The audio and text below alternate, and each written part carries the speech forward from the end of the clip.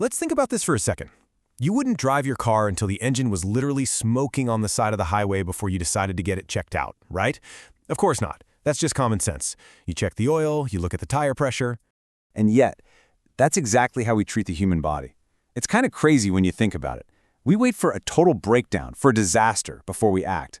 And our medical system is largely built on this wait-and-see model. But the price of waiting is it's way too high.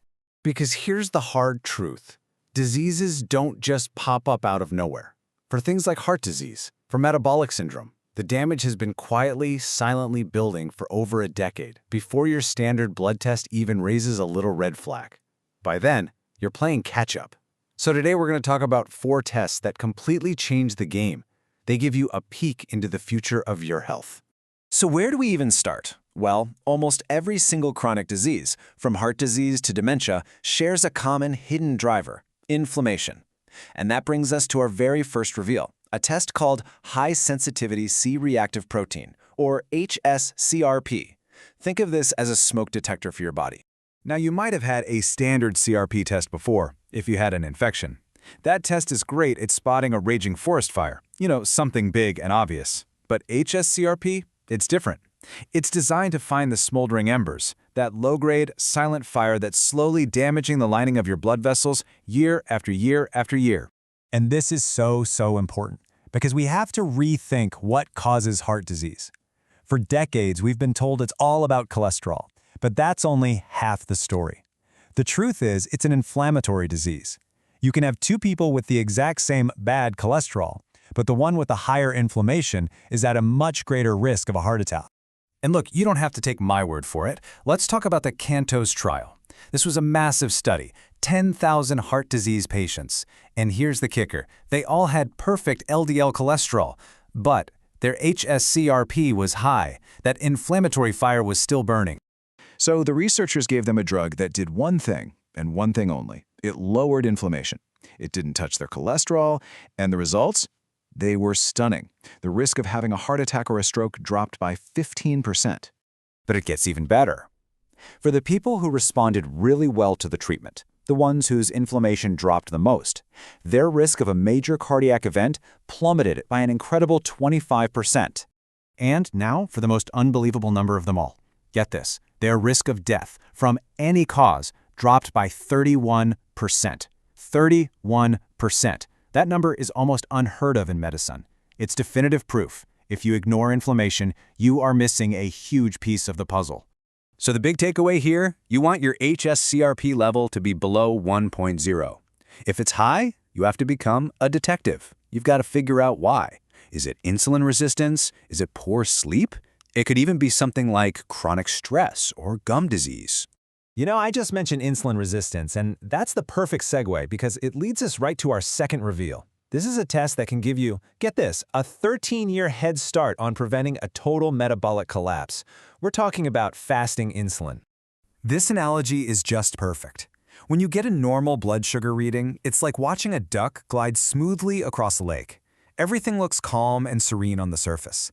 But underneath the water, that duck is paddling like crazy. That frantic paddling, that's your pancreas, working itself to death, pumping out more and more insulin just to keep your blood sugar looking normal. And your body can keep this up for a shockingly long time. There was a study that showed high fasting insulin can predict a future diabetes diagnosis up to 13 years in advance. For more than a decade, your pancreas is in overdrive, and you would have absolutely no idea just from looking at your blood sugar. That 13-year window is your golden opportunity to turn things around. Okay, so we've looked at the big picture stuff, inflammation and metabolism. Now let's zoom way in, all the way down to the cellular level. Every single one of your cells is wrapped in a membrane, kind of like a fortress wall, and the strength of that wall is absolutely critical. And that brings us to test number 3. This is the omega-3 index. It's a direct measurement of how much omega-3 is actually built into your red blood cells. See, it doesn't matter how much fish oil you take, what matters is what gets into your cells. Now, the optimal zone is above 8%, but look over at the high-risk zone. If your index is below 4%, your risk of sudden cardiac death skyrockets by 90%. 90. That is not a small number. So the immediate thought is, okay, I'll just down a bottle of fish oil every week. But that is a huge mistake. Please don't do that. It turns out that taking too much omega-3 can actually cause a very dangerous heart rhythm problem called atrial fibrillation. So this is a perfect example of why you have to test, not guess. All right, on to our final reveal. We've talked about inflammation, metabolism, and our cells. But what's the master controller pulling the strings behind the scenes? Well, that brings us to our fourth and final marker. And it's probably one of the most misunderstood substances in all of health. We have got to stop thinking about vitamin D as just a vitamin. It's not. From a biological perspective, it's a powerful steroid hormone. It's a master switch that goes directly into the nucleus of your cells and controls how over 1,000 different genes are expressed. It's not just a nutrient, it's the CEO of your body.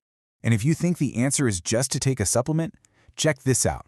The VITAL trial, a huge study, found that taking vitamin D reduced the risk of dying from cancer by 24%, but only in people with a normal body mass index. For those who are overweight or obese, the benefit was zero. None. So what is going on here? It's actually pretty simple. Vitamin D is fat-soluble. So if someone has a high amount of body fat and they take a vitamin D pill, that crucial hormone gets soaked up and trapped in the fat tissue. It's like a sponge. It never makes it into the bloodstream to do its job.